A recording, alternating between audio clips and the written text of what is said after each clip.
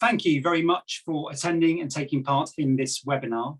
I'm James Lowman, Chief Executive of the Association of Convenience Stores, and I'm really thrilled to be chairing this event. We're very excited to be presenting the Everyone Welcome Guide for the first time to our members, providing retailers with advice and tips on how to give excellent customer service for all customers, including the millions of customers with disabilities and different needs. I think the guide strikes a great balance between giving new information, promoting new skills, but also being really practical and something that retailers and other businesses and people generally can act on quickly. Live captions are available for this event, and you'll see them at the bottom of the screen. Please click the CC closed caption buttons to access these if you can't see them. And there's a message in the chat to this effect. Please do ask questions on the chat. I'll do my very best to ask them. I'm advised I'm not the best multitasker as a chair, but I'm getting a bit better. So we'll see how we get on. But please do ask your questions. I'll do everything I can to make sure that we ask them to the panel. So we'll hear from a fantastic panel of guests in just a moment. And I'll introduce Amy, Parma, and Rachel then. But first, let's have a quick look at what's in the Everyone Welcome Guide from our Government Relations Director, Ed Woodall. Ed, over to you. Thank you very much, James, for the introduction. I'm going to share my presentation now and take you through the Everyone's Welcome Guide. And I'm so pleased to be sharing the guidance. As James said, it's the first time we have the opportunity to share this with our members. And it's all about how we make your store inclusive for all customers. And it really aligns with good existing retailer principles, which is how you stay close to your customers and understand your customers' needs. So I'm really pleased to be taking you through this. And I urge you to all follow through with the guidance as I'm going through the guidance, so you can see all the top tips and information as we go through. Before I start, I want to say a big thank you, as James did, to the organisations that have supported us with developing this. So the Business Disability Forum, Sense, Alzheimer's Society, and the National Innovation Centre for Rural Enterprise. Their insights and support and information have really brought this to life. So I want to say a big thank you to them, and also to a number of my colleagues, Steve, Chloe and Grace, that have supported with developing this as well. So thank you to them. We're covering a wide range of areas in the guidance to help retailers understand the different needs and the different disabilities of customers coming into their stores. We've tried to be comprehensive and covering varying different needs, both visible and invisible. Although it's difficult to cover all areas, we've also set out some key principles that retailers can think about when addressing these. And I think the real starting point is to relax and ask your customers and take a lead from your customers about how you might support them with identifying different needs in stores, whether they be dementia or other elements around people using wheelchairs or scooters and other mobility aids in stores too. So a wide range of areas to cover in the guide today. I mentioned those key principles, and again, I think starting and taking a lead from your customers is a key point. Don't make assumptions around the different needs. Ask them what support and information and help they need around your store. And as all convenience retailers do, adapt your approach and be creative and flexible, and it's really a key point. And I think something that if we've learned over the last 2 years is the importance of being able to be adaptable and flexible to how we support customers. And convenience retailers have done that really well in terms of thinking about how they might serve customers through home delivery, over the phone, at the door of the shop, and also reassuring them when they're in the retail environment around how they can access services or get support from colleagues as well.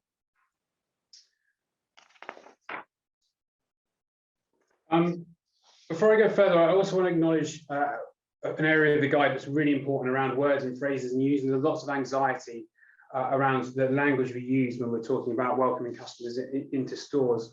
And obviously, we don't want to cause offence and we don't want to reinforce any negative stereotypes. So we try to address that head on in the guidance to help retailers and your store colleagues think about how you might frame some of these and approach your customers. Think about some of the language set out in the guidance, but also think about individual preferences in stores as well. And there are differing approach for you to consider. So that's set out there in the guidance very clearly, and I urge you to review that. But going into the sections of the guidance, the first area I wanted to focus on was around supporting customers living with dementia. And there's some important data here from the Alzheimer's Society around just the large number of people living with dementia in our communities and how we need to think about how we support them. And I think the first thing we'd say is that dementia is not just about memory loss. It can affect people in many different ways. So considering that when people are visiting stores, so it might be around their ability to converse, their perceptions of infrastructure in stores. Simple things like doormats can be quite obstructive to people accessing stores, or balance and mobility issues around the stores as well. So thinking about this in a much wider context than just memory loss.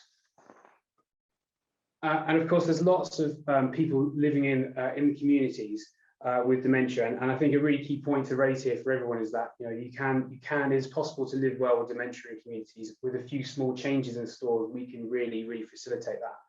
And the data backs it up, with 80% of people with dementia listing shopping as one of their favourite activities. So why wouldn't we want to enhance that more for them and for all of our customers as well?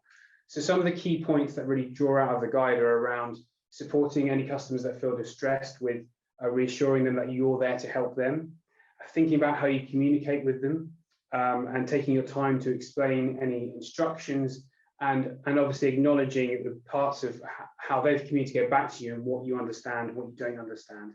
And obviously speaking calmly and slowly in short sentences is really helpful too.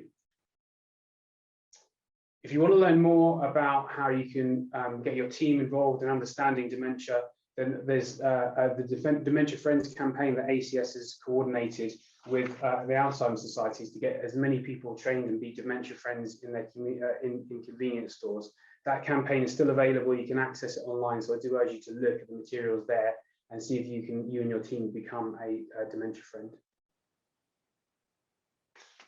Looking at the other areas of the guide, I want to start with customers with sight loss. And some of the key points that the guide raises is obviously around positively engaging with customers and offering them support.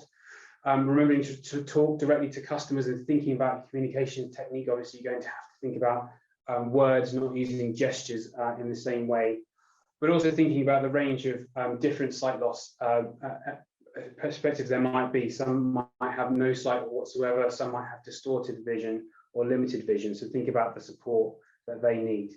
And obviously those communications, those verbal communications are really important in explaining different elements around the store. So that might be special offers that you have on, or if someone's paying with cash, obviously counting back change and explaining what you're doing in that circumstances around payments is really important.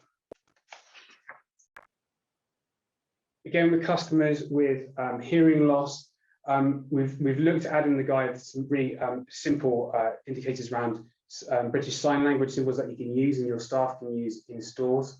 But it's also, again, thinking about the communications techniques that you use. So looking directly at the person you're speaking to. Gestures can be really helpful, but not over gesturing. And as I say, considering learning what sign language you and your teams can use in store. And if you want to learn more about sign language, there's more links and information into the guidance document that you can use.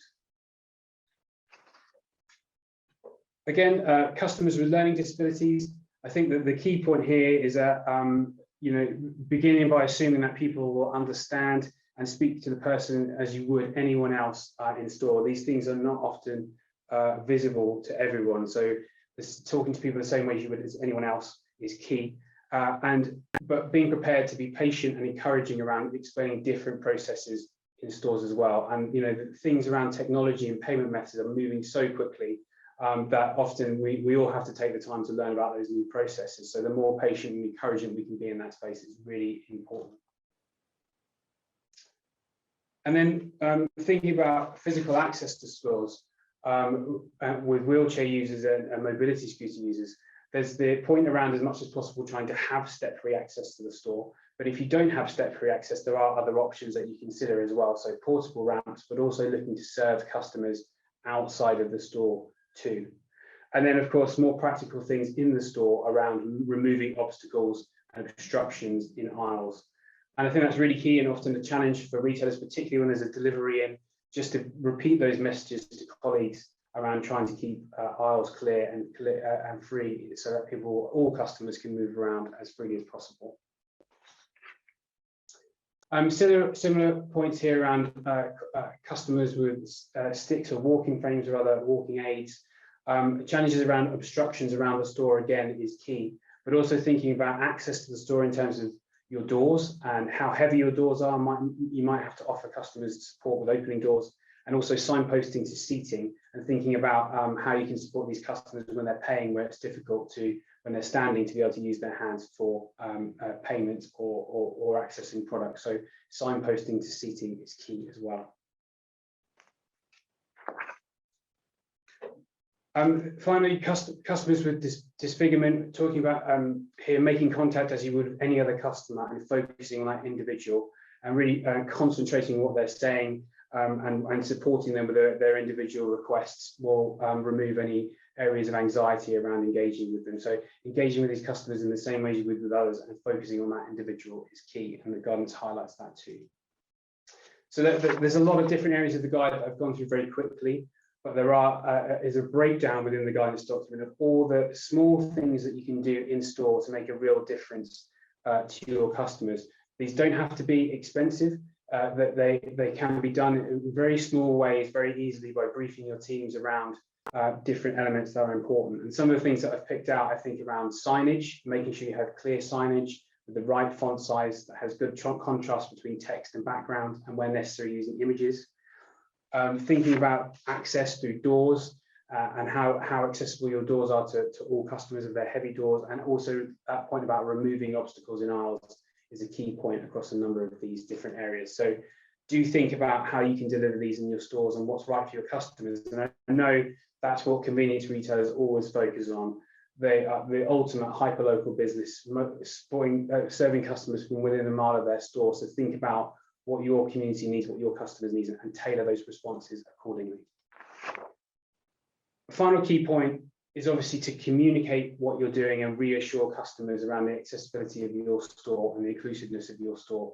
So I think lots of retailers are doing this in the store, but a question to ask yourself is, how well have I communicated that out into my community? So think about sharing what you're doing on your social media channels, on your community boards, and perhaps use the ACS guide here today as a starting point to be able to share the things that you're doing and the things you've thought about in your store.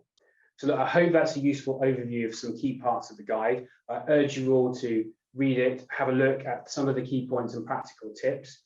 I look forward to passing back to James and the panel to discuss this in more detail. Thanks, James. Thank you very much, Ed. That's a great run through of the guide, a really useful guide, and I think it's a really good summary of a lot of information, a lot of areas covered within that.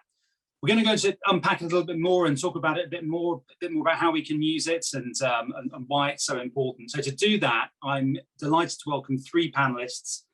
Amy Sahal, an independent retailer from Cheshire, Parma, the small business disability advisor from the Business Disability Forum, and Rachel Brown, corporate partnerships manager from Sense, the National Disability Charity. So Rachel, Parma, Amy, you're all very welcome. I think Amy just putting your camera back on, hopefully in a second. But I'm going to ask you to start up by just introducing yourselves and maybe saying a little bit about your organisation so we can understand it a bit more. Parma, I'm going to start with you, and then Rachel and Amy. Parma, tell us about BDF. Yeah, hi everyone. So my name is Parma. I'm a small business disability advisor at Business Disability Forum. We're a non-for-profit membership organisation, and we work with around 450 members in the UK and globally, helping them to create disability inclusive work environments and produce products and services for the disabled customers. At BDF, I run a free membership and disability advice service for small businesses in London, and that's called Smart London SMEs. And I just want to add as well, so convenience stores and small businesses is something that I've grown up with all my life. So my family ran and owned a tiny little corner shop in East London for about 40 years. My grandparents bought it in the late 60s, early 70s, and that was passed down to my parents until they retired. They retired a few years ago. So yeah, really glad to be involved in this guide and looking forward to the discussion today. Well, that's great. And I'm sure some of that sort of practical thinking shape the guide. So thanks very much. Rachel, tell us a bit about Sense, a bit about you. Absolutely. Good afternoon, everyone. My name is Rachel. I'm the Corporate Partnerships Manager at Sense. So we're a national disability charity. We're actually one of the 450 members of the BDF. So nice to meet you, Parma. So our vision is a world where no one with complex disabilities is isolated, left out, or unable to fulfill their potential. And our mission is to remove barriers to communication so that everybody has the opportunity to live their life to the full. As Corporate Partnerships Manager, I work with businesses with whom we have a shared purpose, and I build kind of relationships of mutual benefit.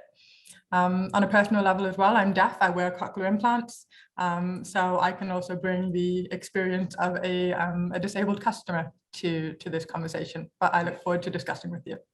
Brilliant. Thank you very much, Rachel. Amy, tell us about your store, or your shipping container out of which you're trading as you do a refit. So tell us about the business, about you. Hi, I'm Amy Sohal. I've got a shop in Cheshire. At the moment, yes, we're having a full refit. The walls and everything are being knocked out and redoing it all. We've had it for 21 years. 7.5 years ago, my husband passed away, and me and my son had to take it over. And we've been trying to build it, and yes, finally his dreams are coming true. He wanted to extend it, and his son is actually doing that now. Yeah, like as for disabilities, yes, we do have, like with the new store, we're going to have the aisles a bit wider. We've had the ramps are going to be fitted outside the doors. As a disability, I know myself, I've had a big spine operation. Mm-hmm. So yes, I do know what it feels like not being able to move around or walk in the stores and stuff like that. We do communicate with that, but my customers are literally my family, and they've been around us so much. It's like, I think they're more excited with this revamp than we are actually. Yeah. Okay. So yeah, cool. Very much it's their store. Yeah, very much of it's very much of a community store, yes. And we do love our banters with them. They love it. And if we're ever quiet, they'll sort of look at us and go, "What's wrong with you lot?" And so they sense it all, and which is good, which is nice. Yeah, it's for me, for my community, that really. And sure. I love it, I love it there because it makes my day go with them, And the last couple of years, Amy, during the pandemic, have you been, obviously lots of changes, lots of things to cope with and to contend with. Have you become more aware of your customers with hidden disabilities? Yes, yes. Because of that. Tell us a bit about that. I think a lot of it has been mental issues. A lot of them being scared. I mean, we did a lot of deliveries. My son was doing a lot of deliveries in the corona part. I think they were scared, vulnerable. They didn't know what it was. Just as much as we didn't know. We tried to keep ourselves safe as much as we tried to keep our customers safe. It was sanitizing everything, the doors, the handles. We even had a health inspector that walked in and walked back out. He says, "I can smell it." He says, "You're so up to date with it all." And it was like, wow, but yes, and all the customers knew. We had restriction of customers coming into the shop. We only had 3 at a time, which they were all happy about and coping with it. Yeah, with the a lot of them afterwards were feeling the effect, like my son said to me, stay at home with the kids like for 2-4 weeks until the lockdowns finishes. And I was like, how the hell do we sit at home? It was so hard. And I thought, what, people that are sitting at home now that never have, it's going to be so mental for us, mentally disturbed from people that were in the offices now at home, working from home, no one to talk to. And things like that, you started to realize, this is it. Yeah, it was so hard. And we also saw with the we saw with face coverings, didn't we? How there were obviously exemptions around face coverings, if you're wearing lanyards and so on. That's right. And how did that go down in terms of customers understanding those hidden disabilities and colleagues? Yes, yeah. We do. When they said to us they had disabilities, we never said anything back. We never forced it or anything like that. But yes, everybody else cooperated with the face masks and everything. It was really good. You have the odd kid will say, but it was like, and you know what? We didn't even let the kids in the shop at that time then either, because it was like we're being safe for the kids as well. Sure. And around my area, the kids are absolutely fantastic. And that's why we're saying when we do the reopening of the shop, and the kids are going to be our priority because they were well behaved through it all. Yeah, and absolutely. I think we often focus on a very small minority, people of all ages, rather than the majority who are very supportive of local shops over that time. Rachel, going to come to you next on the specific issue about accessibility. And what are the key things for retailers to consider about how they can support customers visiting their stores? Broad question, but what are the 2 or 3 things you'd encourage our members to think about? So I think it's important to maybe start this with a statistic. So like Amy said, disabled people were, and rightly so, very afraid during the pandemic. And, recent statistics have come out that disabled people accounted for more than half of all COVID deaths. And they've been isolating, many of them throughout the entire time. They didn't get the little breaks during lockdowns that some of us, have been able to have. And I think, coming out of that, it's so important to make them feel included in their communities again. So over a third of disabled people say they'd feel more connected to their community if the public had a greater awareness and understanding. So this guide is absolutely, does an incredible job of detailing simple, practical actions you can take in order to do that in your shops. And I think I will add to that by saying, start the conversation. Like Amy said, if your customers, and many of them will be like your family, you'll have loyal customers coming every day, have those conversations with them. Don't be afraid. I think, like you mentioned, James, sometimes we're afraid of saying the wrong thing. But you have to start somewhere. And if you approach everything kind of genuinely and from a place of kind of kindness, I don't think anyone will, hold you up for anything. It's all a learning process. Because it's crazy. There's over 14 million disabled people in the UK, and more than 50% of non-disabled people think that they have nothing in common with disabled people, which is absolutely not true. And actually, over a quarter of non-disabled people will go out of their way to not interact with a disabled person because they're scared, and they don't really know what to do. So what Sense does is always best shown through the stories of the people we support. And we actually had a campaign about how you can make your community more inclusive. So if you guys don't mind, I'd just love to share this short video. It's about a minute long. That'd be great. Yeah, let's see. It really brings it to life. More space so I can move.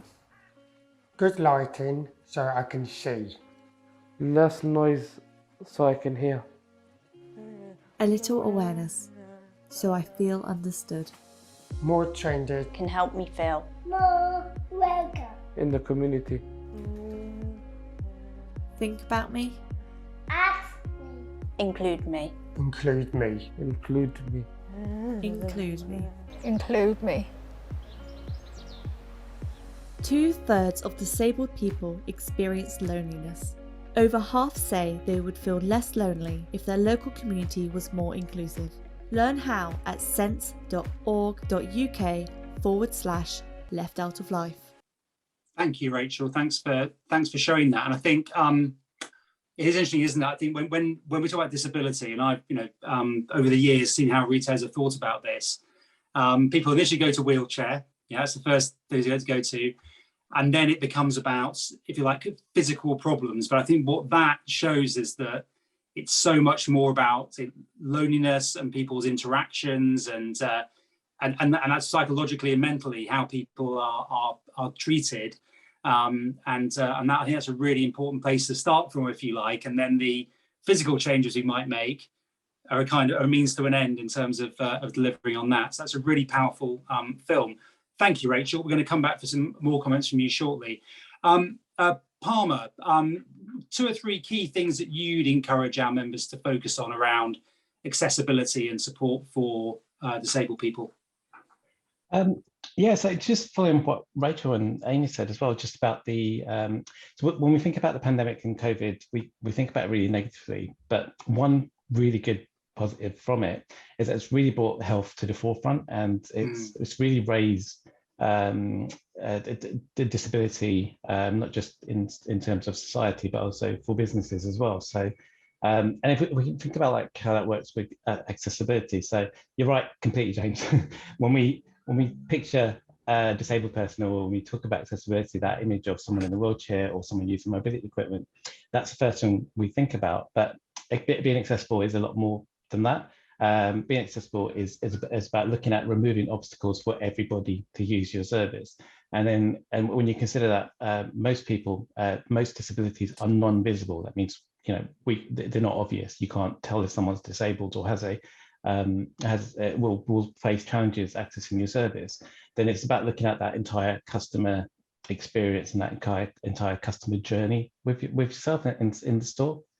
So, for example, is that classic example, installing a ramp, which on the surface is a very accessible thing to do. It makes shopping accessible, but there's no use in installing a ramp if you've got a heavy door that doesn't open and spring loaded, or people can't get into the shop, and your aisles are full with like clutter and stock waiting to be stacked all the time, or if they can't read the information and notices because you haven't really considered whether that information that you're presenting inside your shop is accessible and not presenting challenges to people who might have a sensory disability or a learning disability. And importantly, if there's no one around, so if there's no staff available, or the staff aren't visible to answer questions and help people remove these obstacles, then you might have the ramp, but you're not it's not going, you're not thinking about the entire journey. So for me, it'd be like, consider the whole customer experience, consider the journey the customers go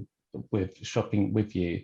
And then I think, going back to what you said about this guide, it's a fantastic guide because it actually looks at different areas of the store, and I look at it and I think about my family's little corner shop, and areas of the shop we would never think about, but there's certain tweaks, things about having the lighting, making sure it's not overbearing, simple things like just having a seat available just in case someone needs to sit down. All this sort of stuff doesn't just benefit disabled people, it benefits everybody. So like that seat, if you have an elderly customer who might need to take a break and sit down. So it's just about, when you think about accessibility, don't just think about like the first thing that pops in your mind. Like, think about that entire journey the customer's going to go through when they enter your store and how they get into it. Yeah, it's a really, really good point. Amy, you're refitting your store at the moment. So what sort of role has thinking about accessibility and support for all your customers had when you've been designing that? And the site, obviously there are regulations and obviously you'll comply with those, but in terms of how you're thinking about making it a welcoming environment, are there any things you're particularly doing in the new refitted store? In the new refit, yes, like I said, we've got the wider aisles, we've got the sliding doors fitted in now. Also, from our local area, we have local children that are disability, can't speak, can't talk. They come in quite regular, and we have a good chit chat with them, and they love it. They did before until they got to know us. Now they like to give their money to us when they're paying for stuff, and it's like we'll have a laugh with them. And they seem to be friendly. And you know what, the girls, the carers actually said they love coming in here because you all have a good laugh with them. Yeah. And they feel as if they're part of us. Yeah, they feel like us, and it's good because if the kids feel it, then we've got older elderly people that have like, sometimes they like to have a chat. And we stand there and I'll have a good chit chat with them. We have coffees, coffee with them, and they'll sit down with me and things like that. All these things we've actually thought about fitting it in the new shop, and thinking, yes, because we've got a lot of things that are around us, which is quite nice. So yeah, well, that's brilliant. And they say there's physical things, but there's also things which are more about attitude and approach to people, and I'm sure you apply that to everyone, regardless. But nonetheless, it's probably particularly important to certain groups of people, and you talked about some there. Rachel, just thinking a bit more about, not everyone is in a position like Amy where they're refitting a store. They may have a more established store like Parma's parents in East London. But in terms of thinking about physical accessibility and ultimately becoming welcoming, where's the best place you think for retailers to start on in thinking about how they can improve? I think there are probably kind of two steps to this. The first is raising awareness.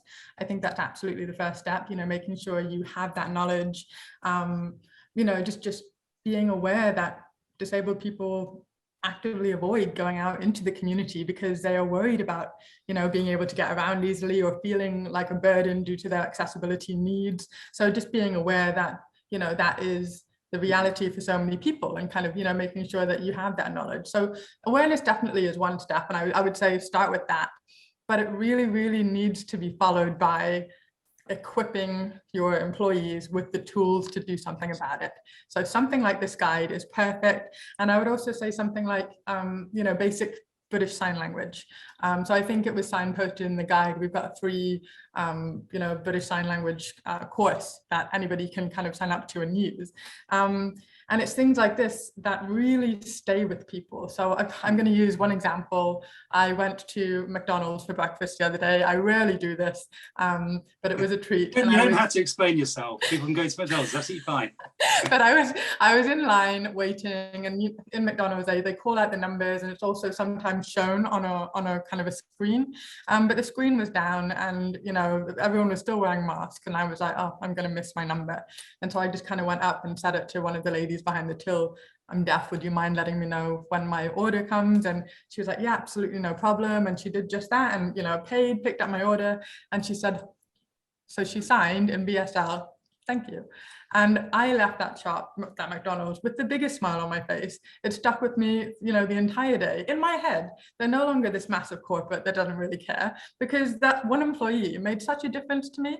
And it's those kind of things that really, stand out. Like Amy, just having that cup of coffee with, some of your customers, or taking that extra time to have a bit of a chit chat. Like, you're probably super busy, but recognizing that that is so important to some of the customers that come into your store, and recognizing that, yes, loneliness is such a big reality for them. Like, those are the stories that kind of, make the difference. So it's really about that kind of the awareness, yes, absolutely, but then the tools with which to do something about that.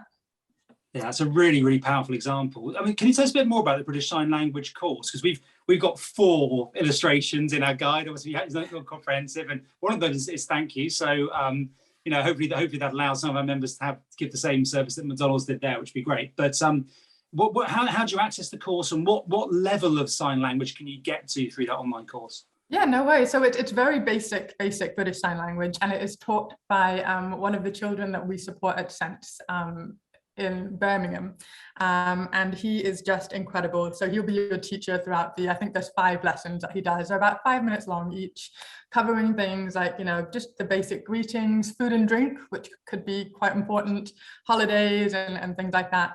And he is an extremely sassy teacher, and he'll just kind of take you through just key words, and also he'll do things like family as well. And so that can be accessed. There's actually a link in the ACS guide, and it's called Sense Sign School. And we actually started that as an engagement campaign during the first lockdown, expecting to reach maybe 6,000 people. 80,000 people signed up. That was 80,000 people in the whole of the UK learning, another way to communicate with people. And BSL is used by, I can't remember the exact number off the top of my head, but it's an important language, and hopefully with the BSL bill looking to maybe being passed, it's really going to be something that will be on more people's agendas. So I think that's just a really great way to start it off. If you're looking for very formal BSL lessons, I'm actually doing my level 2 now. That does take, a little bit more time, and we can absolutely signpost you. It's all information is on the Sense website, but there are definitely ways that you can look into doing that first. But I think in terms of having, making somebody's day, just the basics will be appreciated more than you will ever know.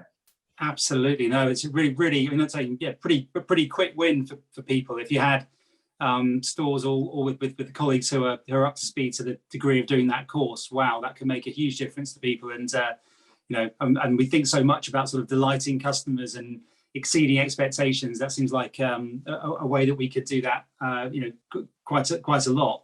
Parma, so the same question to you about best place for retailers to start, and you know, and maybe without being negative, are there any missteps or misstarts that you commonly see businesses make that we ought to be aware of? Yeah, I mean, to begin with, so I'm never negative.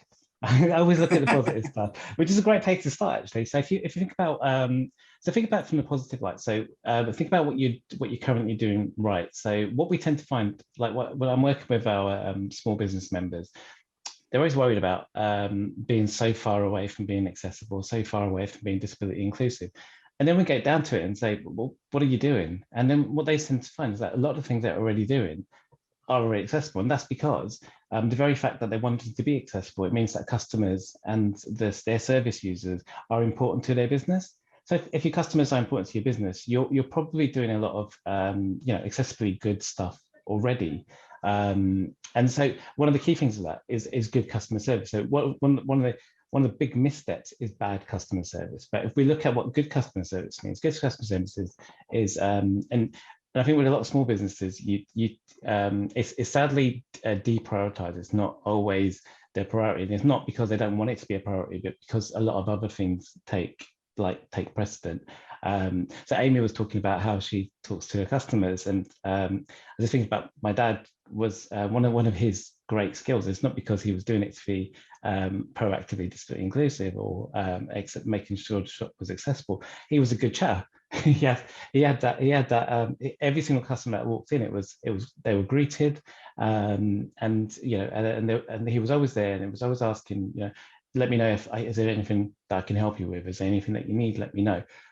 That just doing that is brilliant, because that gives the person an opportunity. If someone has a disability or not, gives them an opportunity to actually address what the obstacle is for them to spend money with you, what the obstacle it is for them to actually be in your shop.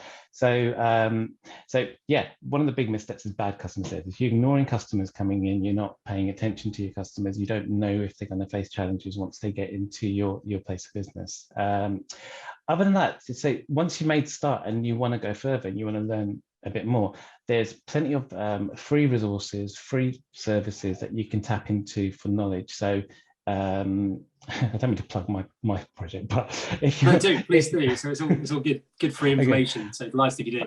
But if you're a small business in London, we've got funding. So normally our membership is a paid membership, but we've got funding from City Bridge Trust to run a free membership and advice service just purely for small businesses in London. So you can contact our advice service on anything to do with disability and how it affects your business. If you're outside of London, there's loads of free resources on our website. So there's loads of resources there. I know the Federation of Small Businesses are due to launch a disability portal. ACS, your host, and the guide that's just produced, fantastic resource. And then a lot of businesses don't look into it, but your local councils have business support teams who might be difficult to get hold of sometimes, but they are there. There's a free resource for advice and support on this. So in terms of where to start, I suppose start with your customers, recognize what you're doing right already, be prepared to be flexible, and just know that there's plenty of advice out there if you want to make the next step to do the more in-depth changes and get advice on how to do that. That's a great message, right? See it as building on the strength rather than taking on something new and scary. Yeah. Feels to me, and I think our sector does win on customer service for sure, and certainly the better retailers win very well on that. So really important. Rachel, you put your hand up, I think. So hopefully you've got something to add to that. Yes, I just wanted to say, Parma, you're absolutely right. And I wanted to mention the Purple Pound. I don't know if anybody has heard of this, but it's the spending power of disabled people. Mm-hmm. And I think that it's currently at 274 billion pounds, which is significant. And so building on what Parma said, I think 75% of disabled customers and their families have actually walked away from a UK business because of poor accessibility or customer service. So 100% that is where you want to start. And, like you said, with small kind of community, local focused businesses, you can absolutely make sure that, your customer service is on par. Yeah, and just on Absolutely. that, so the Purple Panda is not just disabled people; it's their families as well. Yeah, and it includes a lot of people, so it makes good business sense to be accessible. If that makes sense. Yeah, and probably as well. I mean, because sadly, tell me if I'm wrong on this. Maybe I'm speculating, but sadly, because not every business is as well set up as it should be, you've got actually an opportunity to engender real loyalty because people with particular needs will reuse and reuse the businesses that cater for those needs, won't they? Whereas, because sadly, they can't expect that everyone. They should expect that everyone, but sadly, they don't always experience that. So, just like Amy's examples there about those elderly customers, those children with special needs, they are very regular customers now that enjoy coming in and single out your store as somewhere to come to. So, a great opportunity, of course. I'm going to finish up now by going around to ask each of you just really for a key message or anything you've not had the opportunity to say, but a key message about accessibility and about how we can make sure that everyone is welcome and what that means for local communities. So it's a sort of message that you want to leave people with. So Amy, I'm going to come to you first and then Parma, and then I'll give you the last word, Rachel. Amy. I think it's more communication, providing them with the accessible things that they need, being there for them. And if they want deliveries, I will be happy to do the deliveries, which some of them do use still to this day. I think the most key is communication and not making them feel that they've got some sort of disability or anything. Making them feel as one of you, making them feel that they're welcome in there. Yeah, I think that's most important for them. It's so interesting you said deliveries there, because I never actually, so I just had a little light bulb moment, which I'm going to try and share with, maybe not successfully, but we talk about making reasonable adjustments to try and support people who have particular needs. And of course, just over 2 years ago, it's precisely what we did, wasn't it? I mean, that was exactly what we were doing. Now, people are isolating, literally couldn't get to the shop. That's right. And the adjustment we made was driving around or walking around to their houses and dropping stuff off. So if you want an example of an adjustment to help people with particular needs, that's right. That's the ultimate example, isn't it? And we did, well, the peak of the pandemic, 600,000 deliveries a week from the convenience store sector. Yeah, that's it. And even if like things were shortage, my son was going around to every cash and carry so his customers could have those things. And they were so welcoming and they loved it every minute. I mean, they were putting stuff on social media about him and how he's helped us and how he's done. Yes, it was really good. That's brilliant. No, it's absolutely. Well, I think that's that experience for all the terrible things that we suffer from. I'm still shocked by Rachel's figure about half of the deaths in the pandemic being disabled people. That is a shocking figure. But we should also focus on some of the things we've learned over that time and that we can take forward. Amy, thank you. That's brilliant. Parma, sort of key message that you want to leave everyone with. Just 2 points really. So if you're making steps to be accessible, it's great. And what I said about before about putting customers first, getting their feedback and interacting with customers is great. But there's also other things that you could do. So aside from customers, there's ways to ensure that your business is making the right steps to be inclusive as a big organization, or as an organization, sorry. So that's looking at different aspects of your business. So like from recruitment, if you recruit, I know some convenience stores wouldn't recruit, my family recruited from the family. So it was like I was coming in to help out. But if you are recruiting, make sure your recruitment processes are accessible, make sure you're actually making it so that disabled people can actually apply for those jobs in your organization. If you're marketing, if you've got like leaflets out, if you've got posters out, make sure disabled people are included in those marketing, make sure that representation is there, but also make sure you're marketing in a way that you're not creating barriers for people. So again, going back to that whole thing about and the guide about the contrasting text and the font size and things like that.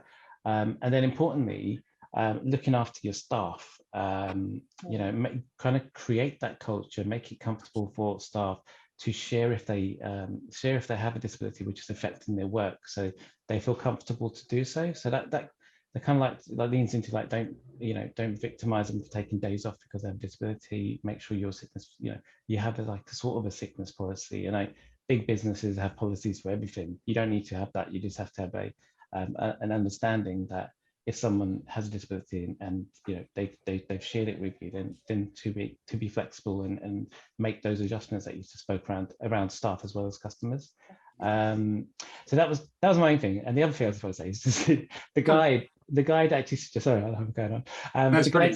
The guide suggests loads of changes, and you'll notice that they often are involve no costs or little costs at all, aren't difficult to implement, and actually quite reasonably quick to do, and you can do it with making a few tweaks. So yeah, it's just important to remember that once you made these changes, it not only impacts and improves accessibility for disabled people, but also all your customers. So it just makes really good business sense to actually do it.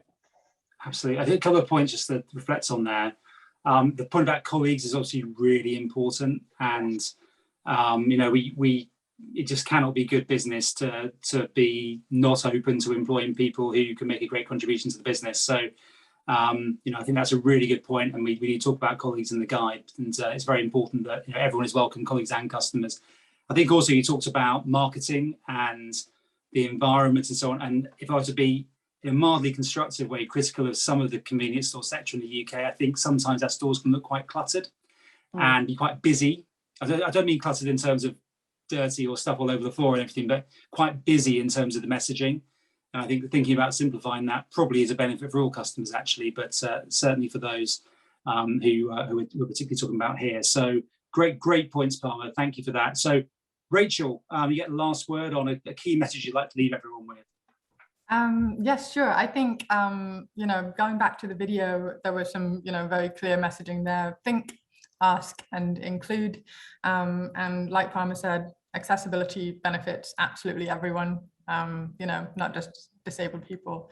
So just kind of having that in mind. And best of luck with implementing some of the changes on the guide, or just kind of, thinking about other things you can do. I think, it's just going to make your community a better place.